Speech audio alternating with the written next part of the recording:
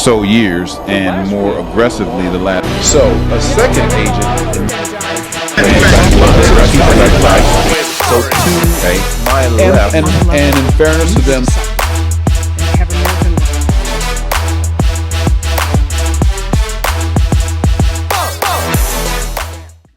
now I am going to present to you guys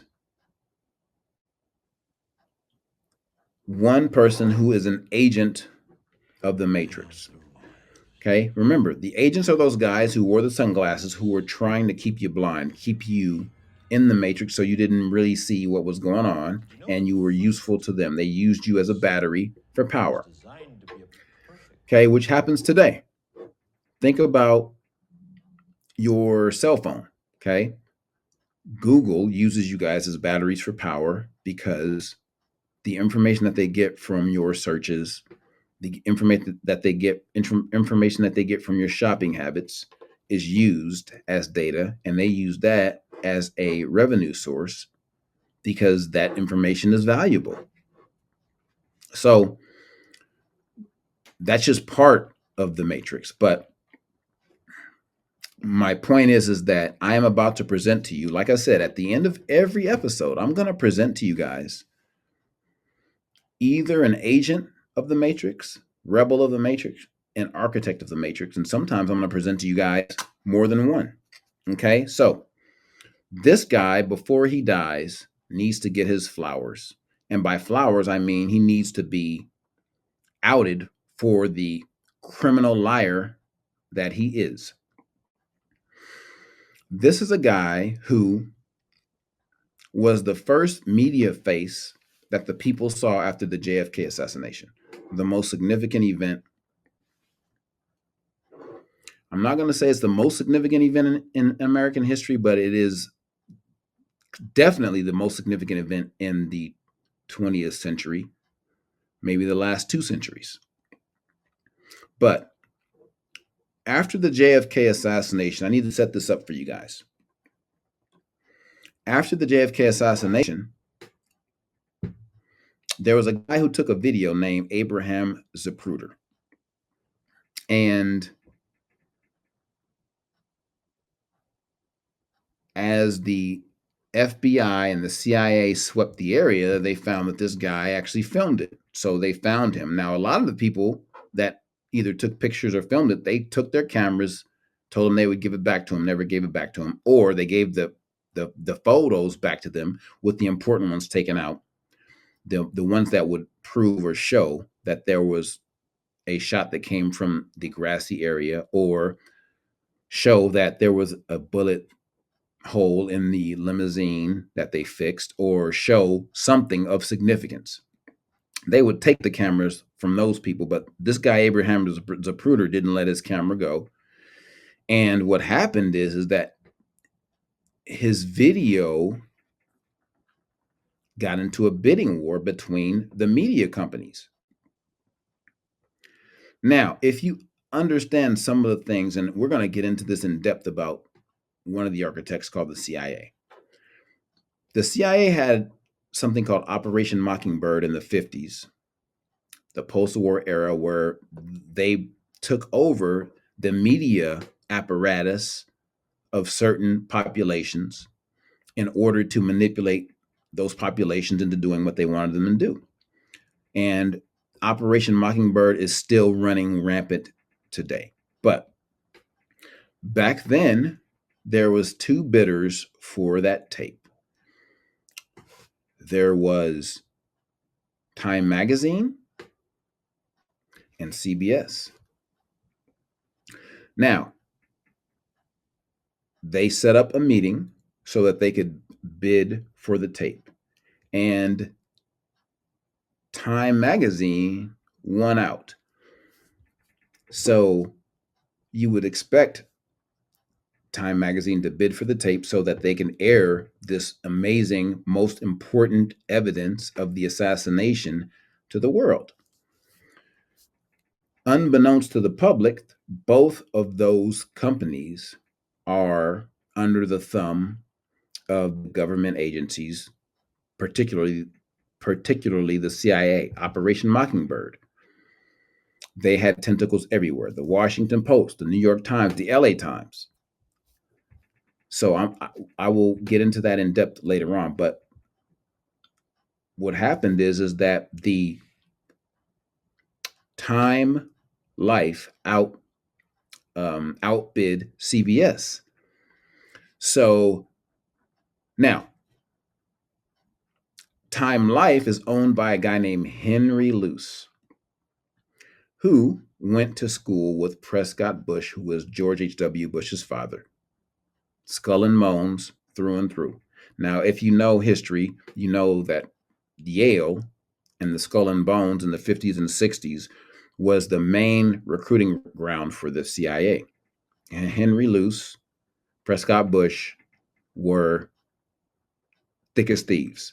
Okay, he's the owner of Time Life. That's why every aspect of Time Life that showed anything about the assassination made Lee Harvey Oswald look like he was a lone gunman.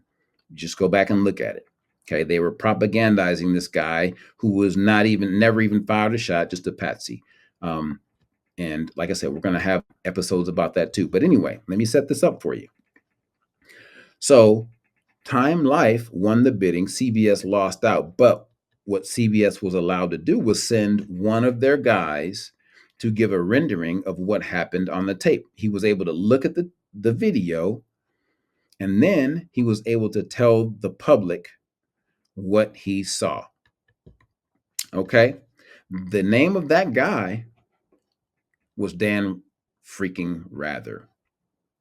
Yeah, you know him because he made a deal with the devil and was able to prosper as a result of it. And that's the only reason you know his name to this day, because he was put in a position of success after he told this big ass lie to the American public about what happened on the video. So I'm going to play that for you guys right now. What he said happened on this videotape. Now, this is the kind of thing that an agent of the Matrix will do. He wants to keep you blind and tell you lies to make you think things that are not true. So I'm going to pull up a video of how Dan Rather described what happened on the Zapruder film. Okay, so this is Dan Rather, November. Let me load it up. Okay, so this is how Dan Rather. The films we saw were taken by how Dan Rather described what he saw on the Zapruder film. Now, let me further set it up for you. Dan Rather had the assurance. The reason why he was comfortable saying this bull crap to you because he had the assurance that no one would ever see the Zapruder film because Time Life bought the rights to it. Okay, let me play it. An amateur photographer who had a particularly good vantage point just past the building from which the fatal shot was fired.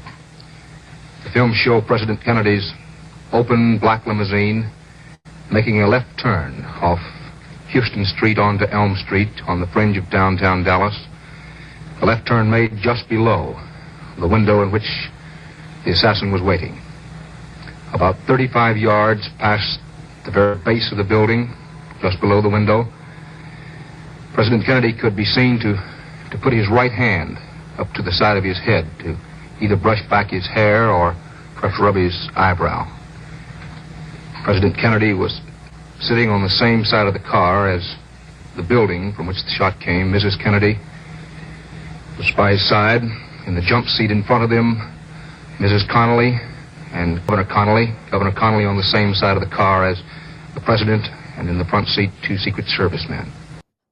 Okay, so I just want to let you know that was the first lie. He didn't put his hand up to his head. He put his hands towards his throat because he had just been shot from the front through his throat by a gunman, but he says he put his hand up to the side of his head because one of the lies of the Warren Commission was that the throat wound was an exit wound from the back. So they had to kind of lie about that. So sorry about that. Let me continue. Just as the president put that right hand up to the side of his head, Bullshit. you could see him lurch forward. The first shot had hit him.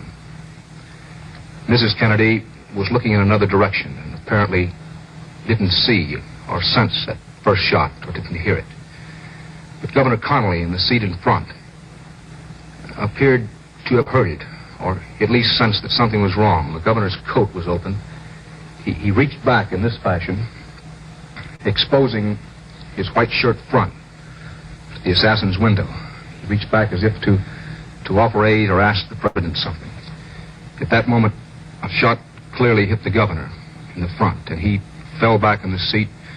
Mrs. Connolly immediately threw herself over him in a protective position. In the next instant, with this time Mrs. Kennedy apparently looking on, a second shot, the third total shot, hit the president's head. His head could be seen to move violently forward. And Mrs. Kennedy stood up immediately. The president leaned over her way. It appeared that he might have brushed her legs. Mrs. Kennedy then literally went on the top of the trunk of the Lincoln car, put practically her whole body on the trunk. It appeared she might have been on her all fours there, reaching out for the Secret Service man, the lone Secret Service man who was riding on the bumper of the car, the back bumper on Mrs. Kennedy's side. The Secret Service man leaned forward and put his hands on Mrs. Kennedy's shoulder to push her back into the car. She was in some danger, it appeared, of rolling off or falling off. And we described this before. There was some question about what we meant by Mrs. Kennedy being on the trunk of the car. Only she knows, but it appeared that she was trying desperately to get the Secret Service man's attention, or perhaps to help pull him into the car. The car never stopped, it never paused. In the front seat, a Secret Service man was on the telephone. The car picked up speed and disappeared beneath an underpass. Okay. So that was his rendering of what happened on that day. A bunch of bullshit. Okay? But he had to lie so that the single gunman theory could be perpetuated. Okay? Now, let me give you guys a real view of what happened on the Zapruder film.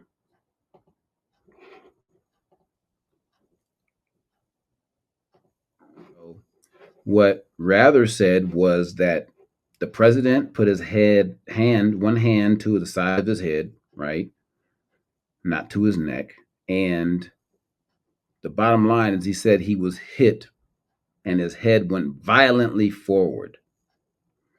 And he said that the vehicle didn't stop. All right. Now, why is that important? It's important because in order to justify the single gunman, you have to have had the shot come from the back, which is the school book depository, when everybody heard the gunshots come from the grassy knoll and pointed over there. So you had to have the first person in the media who gave you an idea of what happened. He had to lie his ass off to tell the population of America the bullshit that the CIA wanted him to tell. Okay? So this is what actually happened.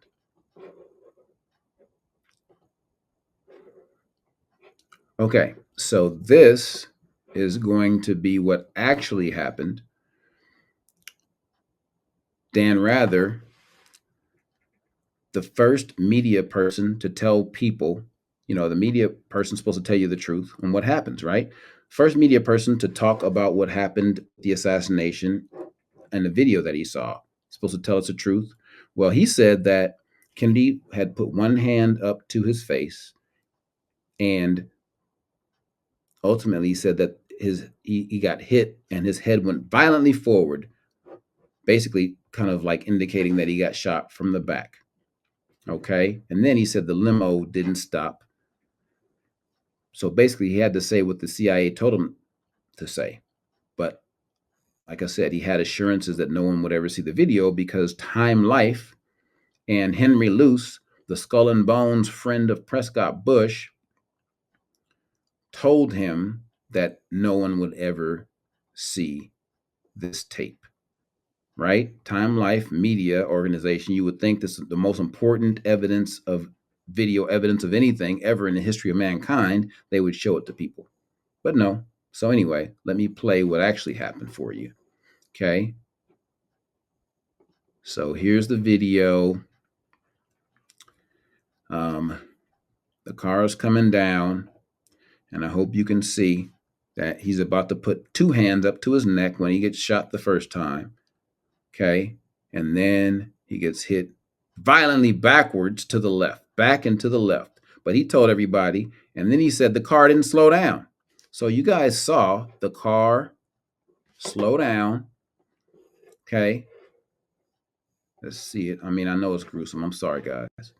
But he puts his hands up to his neck, two hands. Okay. He gets hit violently back. Car slows down. He said the car never slowed down because he had to say that because the Secret Service was absolutely in on it, and then sped away. So why am I highlighting this guy as an agent of the Matrix? Because he's full of shit, and I am disgusted at the humanity in this person because he is supposed to tell you the truth, and he traded his humanity and his integrity to lie to you guys, to lie to America about what actually happened with respect to the assassination, the vast conspiracy that it was, in order to get a career in the news. And the reason I wanted to get this out is because he's probably going to die pretty soon. And I want people to know what a scumbag he is for lying to us about what actually happened. Now, one more bit of information, okay? That happened November 22nd, 1963. Kennedy was shot. Do you know when the American public saw the Zapruder film? Right? You would think Time Life bought it. They would probably see it 2 or 3 days, right? They would show it to the public, the most important evidentiary video footage ever.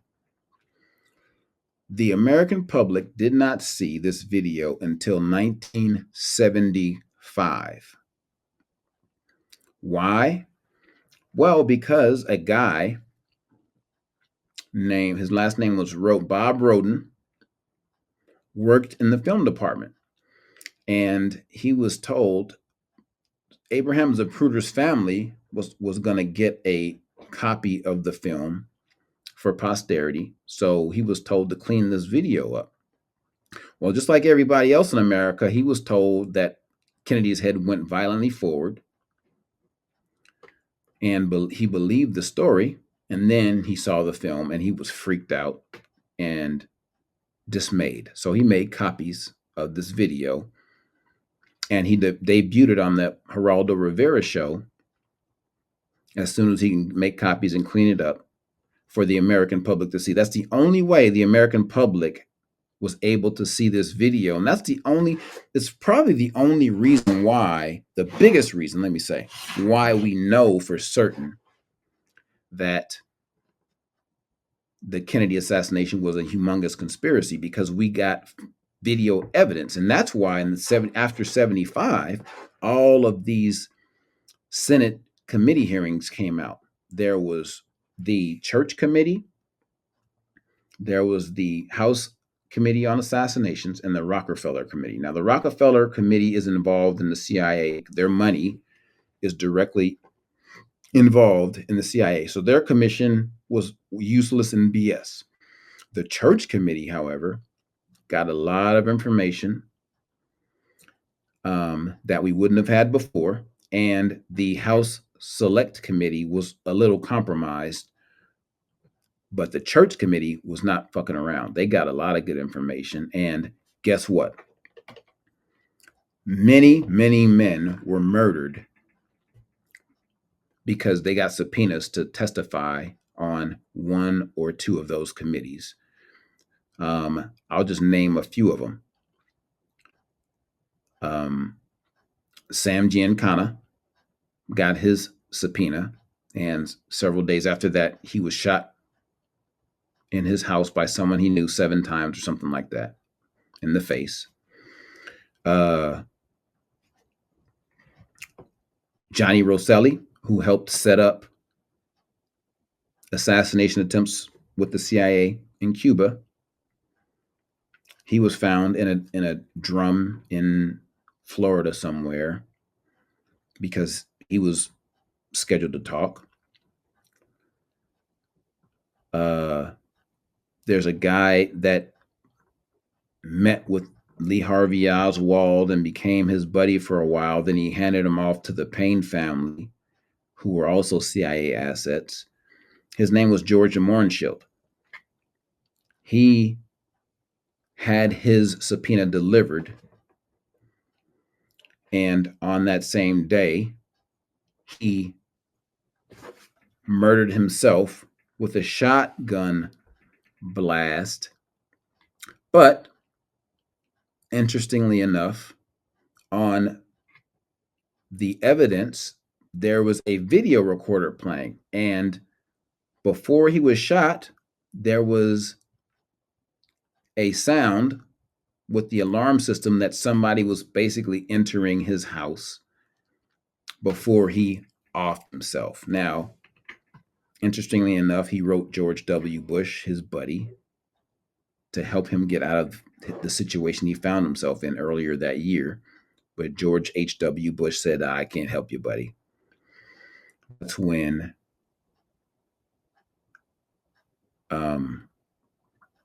I could walk you guys through the whole thing. I'm not going to do that right now. But anyway, the point is that this guy, Dan Rather, is an absolute agent of the Matrix who has kept us blind for forever, and he's still doing it by lying about why he lied about the Zapruder film in the first place, still trying to hold on to the idea that he believed that he went violently forward. What a clown, what an agent of the Matrix, and hopefully he gets what's coming to him. We have entered a time where almost no one has maintained integrity. You guys saw I did a video on Joe Rogan last time. He has completely lost all of his integrity, and he had integrity, like literally. Like I was super impressed by his level of integrity early on, but he's lost it. So anyway, Dan Rather is an agent of the Matrix trying to keep you blind and keep you believing BS. Love you, people. Have an amazing rest of your week. And like and subscribe, comment if you have comments. Have a good one. Bye.